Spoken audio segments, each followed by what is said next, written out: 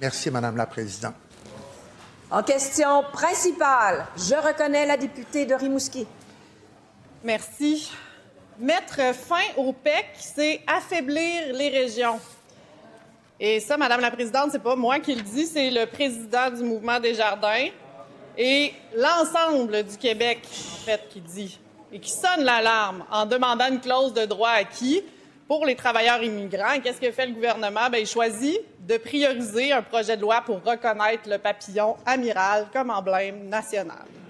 Alors, si le gouvernement se cherche un projet de loi pertinent, concret pour les Québécois, pour les régions du Québec, j'en ai déposé un aujourd'hui, Madame la Présidente, le projet de loi 592 qui propose de véritablement régionaliser l'immigration et qui intègre une clause de droit acquis comme tout le monde le demande. Alors, ma question est simple. Est-ce que le gouvernement va appeler ce projet de loi qui répond concrètement à la crise vécue par les régions ou va-t-il continuer à détourner les yeux du problème qu'il a créé? La réponse du ministre de l'Immigration, de la francisation et de l'intégration. Merci, Madame la Présidente. On va prendre le temps d'analyser la proposition de la collègue parce que la régionalisation de l'immigration, c'est extrêmement important pour le gouvernement. Il faut se souvenir que les gouvernements qui nous ont précédés, eux, disaient, bon, on va laisser les immigrants arriver, s'installer. La grande majorité va être à Montréal. Puis après, on va essayer de les convaincre de déménager en région. Ça n'a pas fonctionné, Madame la Présidente. Pas du tout, du tout, du tout. Alors, ce qu'on veut faire en ce moment, c'est...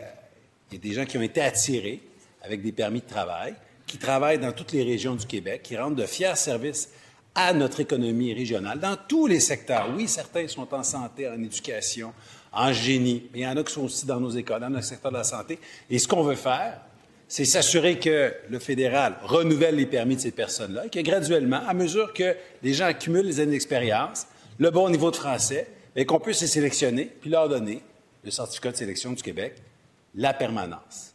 Sous l'ancien programme que certains réclament encore, 60 des immigrants étaient à Montréal.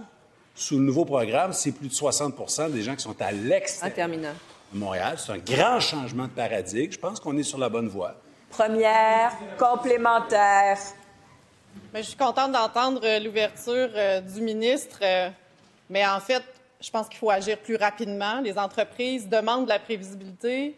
Les municipalités demandent plus de pouvoir. C'est ce qu'on offre pour un gouvernement qui se disait d'un gouvernement des régions. Il y a une solution sur la table plus forte que de simplement regarder certains programmes qui, comme vous l'avez dit, n'ont pas l'impact espéré. Alors, est-ce que vous vous engagez à déposer et à appeler le projet de loi 592 rapidement d'ici la fin de la session? Et Madame la députée, je vous rappelle que vous adressez à la présidente la réponse du ministre.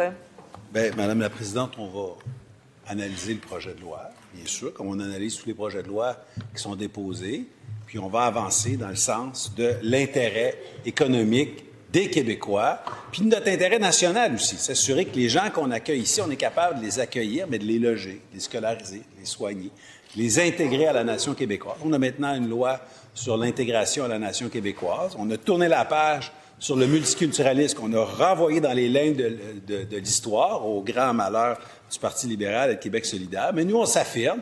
Régionalisation, intégration, francisation. Deuxième, complémentaire. Bien, je suis contente d'entendre que ce sont les priorités du ministre, Madame la Présidente, puisque c'est exactement ce que le projet de loi propose. Alors, rapidement, j'ai l'impression qu'on aurait la collaboration de plusieurs personnes ici. On pourrait appeler le projet de loi. Ça permettrait de régler cette crise qu'on voit dans nos régions, d'arrêter l'insécurité de plusieurs entreprises, de plusieurs organismes gouvernementaux notamment.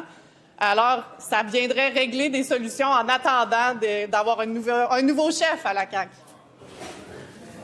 La réponse du ministre. Oui, Madame la Présidente. Juste rappeler quand même que sur 10-15 ans, on a toujours eu au Québec autour de 50 000 immigrants permanents. On est à 45 000 en ce moment. Et qu'on ait un programme ou un autre, on va avoir autour de 28-29 000 immigrants économiques. De toute manière, la question, c'est de les sélectionner le mieux possible, franciser, accueillir, loger, intégrer, leur permettre de travailler, de rendre des services dans toutes les régions. Mais j'aimerais ça que ma collègue se joigne à nous pour dire que dans l'intervalle, pendant qu'on analyse toutes ces candidatures-là, il faut s'assurer qu'Ottawa ne leur enlève pas leur permis de travail.